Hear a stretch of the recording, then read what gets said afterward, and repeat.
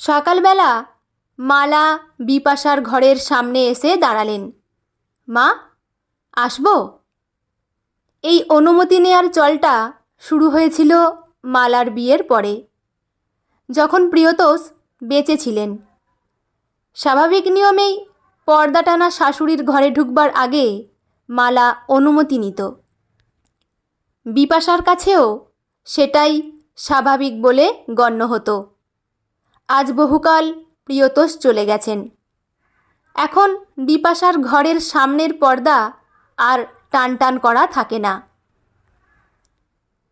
একপাশে সরানো থাকে। কিন্তু মালার অভ্যাসটা রয়েই গেছে।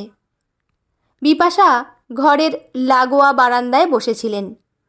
সকালের চা খাওয়া হয়ে গেলে উনি প্রিয় বেতের চেয়ারটায় এখানেই বসে থাকেন। সামনে দিয়ে লোকজন গেলে দেখতে পান।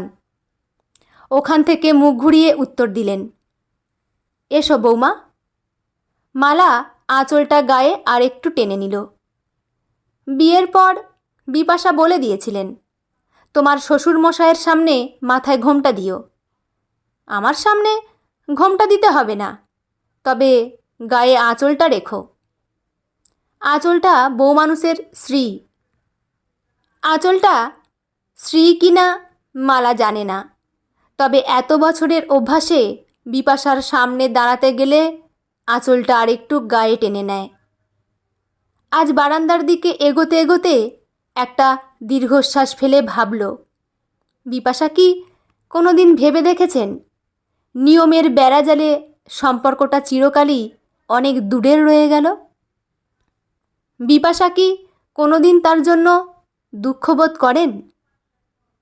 আজ জীবনের শেষ প্রান্তে এসে কি ওনার মনে হয় নতুন করে শুরু করার সুযোগ থাকলে উনি এবার ব্যাপারটা অন্যরকমভাবে ভাবতেন? কে জানে। মালা বিপাশার সামনে এসে দাঁড়ালো। মা, একটা কথা ছিল। বিপাশা পাশের চেয়ারটা দেখিয়ে বললেন, তা দাঁড়িয়ে কেন, বসে কথা বলো। মালা চেয়ারটা একটু টেনে বিপাশার মুখোমুখি বসল। আজকে বাড়িতে এক অতিথি আসছে, আপনার নাতির বান্ধবী। দুপুরবেলা আজ আমাদের সাথে খাবে, আপনাকে তাই জানাতে এলাম। বিপাশা এই ধরনের কথা আশা করেননি। একটু থমকে গিয়ে বললেন, সমু তার বান্ধবীকে বাড়িতে নিয়ে আসছে? মালা জানে বিপাশা এটা খুশি মনে কখনোই মেনে নেবেন না। আজ মালা তৈরি হয়েই এসেছে। অল্প হেসে বলল, হ্যাঁ, সমুর বান্ধবী। ও আমাদের সাথে মেয়েটিকে দেখা করাতে নিয়ে আসছে। বিপাশা অসন্তোষ ঢাকলেন না। তোমাদের আজকালকার এই নিয়ম আমি বুঝি না বাপু। বলা নেই কওয়া নেই, মেয়েটা সমুর সাথে আগ বাড়িয়ে হবু শ্বশুরবাড়িতে চলে আসছে। এতে কি তার বা তার পরিবারের সম্মান বৃদ্ধি হলো? এত আধুনিকতার কি সত্যিই কোনো দরকার আছে? মেয়েটার বাবা তো আগে আমাদের সাথে যোগাযোগ করলে পারতেন। আমার এতে আপত্তি আছে। মালা তাকিয়ে দেখল। এতগুলো বছর বাদেও বিপাশা পরিস্থিতির সাথে খাপ খাইয়ে নিতে শিখলেন না। উনি এখনও আশা করছেন ওনার আপত্তি বলে মেয়েটিকে আসতে নিষেধ করে দেয়া হবে। মালা ধীরে ধীরে স্পষ্টভাবে উচ্চারণ করল, তাহলে মেয়েটা এ বাড়িতে এলে আপনার সাথে দেখা করাবো না? বিপাশা চমকে গেলেন। মালা অনেককাল আগেই আনুগত্যের বর্মটা খসিয়ে ফেলেছে। বহু সময় বিপাশা মালার নীরব প্রতিবাদ অনুভব করেছেন, তবে এরকম সোচ্চার বিদ্রোহ এই প্রথম। এক পা পিছিয়ে বললেন, না, দেখা করাবে না কেন? আমি শুধু আমার আপত্তিটা জানিয়েছি। তবে তোমরা দুজন সমুর বাবা মা, তোমরা যদি ঠিক মনে করো তাহলে সে এ বাড়িতে আসবে। আমার দেখা করতে আপত্তি নেই। তা মেয়েটার নাম কি? এতকালের অভ্যাসে মালা জানে শাশুড়ির সাথে কথা বলতে গেলে মুখে অল্প হাসি রেখে কথা বলতে হয়। জীবনে এই প্রথম হাসিটুকু মুছে ফেলে বলল, নীরা সাহা। বিপাশার কাছে জীবনে এই প্রথম হাসিটুকু মুছে ফেলে বলল, নীরা সাহা। বিপাশার কাছে যে প্রতিক্রিয়া আশা করেছিল, বিপাশা ঠিক সেই প্রতিক্রিয়াই দিলেন। সাহা? মালা গম্ভীরভাবে মাথা নাড়ল। হ্যাঁ মা, নীরা সাহা। বিপাশাও খুব গম্ভীর হয়ে গেলেন। তোমাদের কি এতেও আপত্তি নেই? মালা অবাক হয়ে জিজ্ঞেস করল। সাহা বলে? না, আজকাল জাতপাত এত কে দেখে? ছোট মামার মেয়ের বিয়ের সময়ও দেখা হয়নি। মেয়ে ভালো হলেই হলো। মালা ইচ্ছে করেই ছোট মামার কথাটা তুলল, বিপাশার ছোট ভাই। বিপাশা যুক্তিটা খুব একটা মেনে নিলেন না।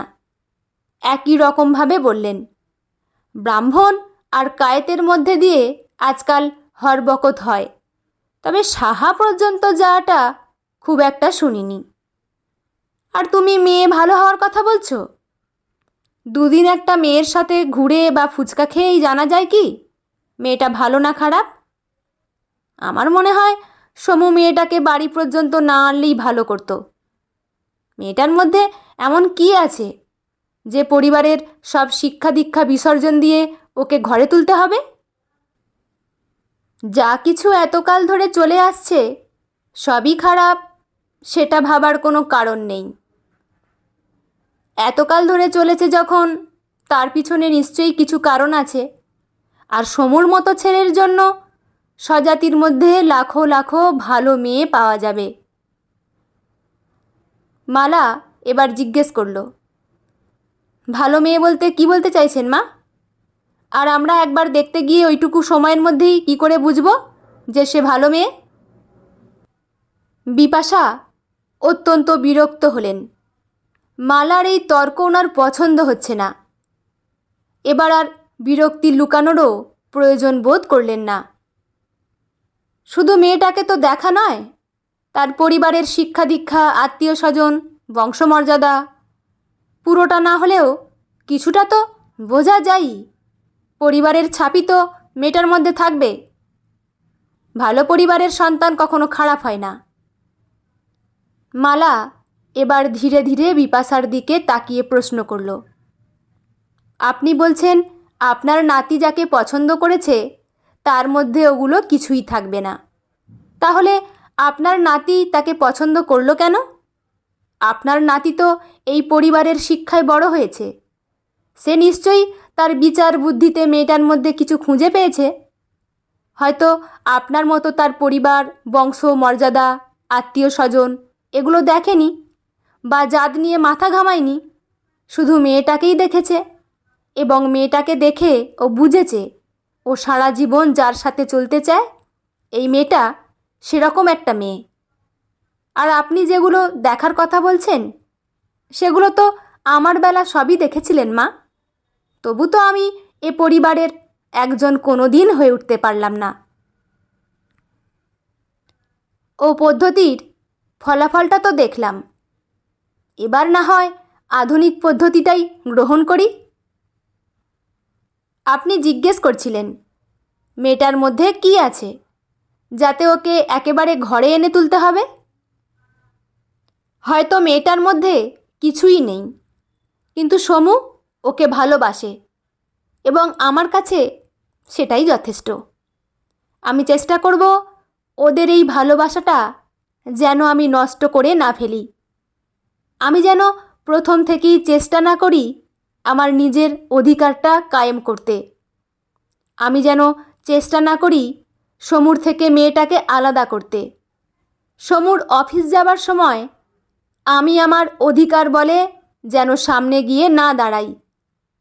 আমি যেন ওকেই দাঁড়াতে দিই। আমার মতো যেন ওকে দূর থেকে চোখে চোখে কথা না বলতে হয়। ওর সমুকে যেটা বলার সেটা যেন ও স্পষ্টভাবে বলতে পারে। আজকাল আর কেউ সিনেমা হলে গিয়ে সিনেমা দেখে না, কিন্তু ওরা যদি মাল্টিপ্লেক্সে গিয়ে সিনেমা দেখতে চায়, সেদিন আমার শরীর খারাপ বা পা ব্যথা যেন না হয়, হলেও যেন সেটা ওরা জানতে না পারে। আমি যেন মনে না করি এই বোধহয় আমার ছেলে পর হয়ে গেল, বরং যেন মনে করি এতদিন একটা সন্তান ছিল, এখন থেকে আমি 2 সন্তানের মা, দুজনের দায়িত্বই আমার। বিপাশা মালার দিকে তাকিয়ে থাকলেন, তারপর কেটে কেটে বললেন, বলাটা অনেক সহজ মালা, কাজে করে দেখানোটা খুব কঠিন। আজ তুমি এতগুলো কথা আমাকে বললে, দেখব সমুর বেলায় তুমি কেমন পারো। মালা পূর্ণ দৃষ্টিতে বিপাশার দিকে তাকালো। আপনিও জানেন মা, আমি পারবো। আমি কোনোদিন আপনার এবং আপনার ছেলের মাঝে বাধা হয়ে দাঁড়াইনি। কোনোদিন আপনার কাছে আঘাত পেয়ে সে কথাগুলো আপনার ছেলেকে জানাইনি। আমি চেয়েছি আমার জন্য আপনাদের মা ছেলের সম্পর্কে যেন কোনো ভাঙন না ধরে। আমার পারিবারিক শিক্ষা আমাকে সেটাই শিখিয়েছে। আমি সমু আর নীরার মাঝেও কোনো বাধা হব না। আমি আপ্রাণ চেষ্টা করব নীরার মায়ের জায়গাটা পূরণ করতে, কারণ ও আমার সমুকে ভালোবেসে আমাদের পরিবারে এসেছে। ও ভালো থাকলে সমুও ভালো থাকবে। তবে সেটা আপনি স্বীকার করতে পারবেন কি না জানি না। মালা উঠে দাঁড়িয়ে চেয়ারটা আবার ঠিক জায়গায় রেখে দিল। আমার হাতে আজ আর সময় নেই মা।